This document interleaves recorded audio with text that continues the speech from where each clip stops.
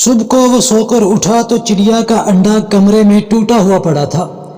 یہ گوریا کا انڈا تھا جس نے چھت کی لکڑی میں ایک گوشہ پا کر وہاں اپنا گھونسلہ بنا رکھا تھا۔ اس گھونسلے کی وجہ سے کمرے میں ہر وقت چڑیوں کا شور رہتا، تنکے گرتے رہتے۔ آدمی نے فرش پر ٹوٹا ہوا انڈا دیکھا تو اس نے گھونسلہ اجاڑ کر پھینک دیا۔ اگلے دن پھر وہی چوں چوں کا شور تھا۔ چڑیا دوبارہ چھت کی لکڑی میں تنکے جمع کر رہی تھی۔ شاید اجڑے ہوئے گھونسلے کو دوبارہ بنا بنایا دیکھنے کے جذبے نے ان کے اندر عمل کا شوق بڑھا دیا تھا۔ دوسرا گھونسلہ انہوں نے اس سے کم مدت میں بنا لیا تھا جتنی مدت میں انہوں نے پہلا گھونسلہ بنایا تھا۔ چڑیوں کی اس جسارت پر اس کو غصہ آیا اور اس نے دوبارہ ان کا گھونسلہ اجاڑ کر پھینک دیا۔ وہ سمجھتا تھا کہ اس نے چڑیوں کے اوپر آخری طور پر فتح پا لی ہے، مگر اگلے دن پھر گھونسلے کا مسئلہ اس کے سر پر موجود تھا۔ چڑیوں نے جب دیکھا کہ ان کا بنا بنایا گھونسلہ اجاڑ دیا گیا ہے اور انڈے توڑے جا چکے ہیں تو انہوں نے رونے میں فریاد کرنے میں وقت ضائع نہیں کیا۔ انہوں نے ایسا بھی نہیں کیا کہ باہر جا کر دوسری ہم جنس چڑیوں کو ڈھونڈیں اور ان کے ساتھ متحد ہو کر وہ گھر پر حملہ کر دیں۔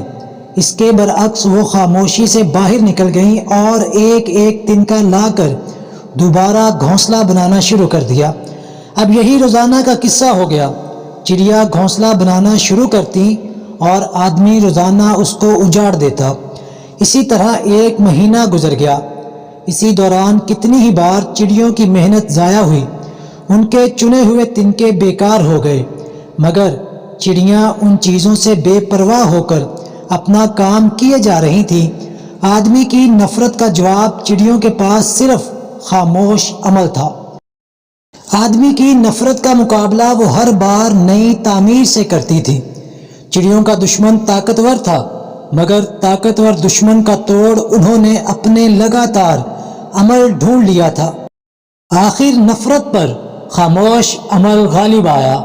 چڑیوں کی مسلسل تعمیر نے آدمی کی مسلسل نفرت پر فتح پائی۔ ایک مہینے کے ناکام مقابلے کے بعد آدمی تھک چکا تھا۔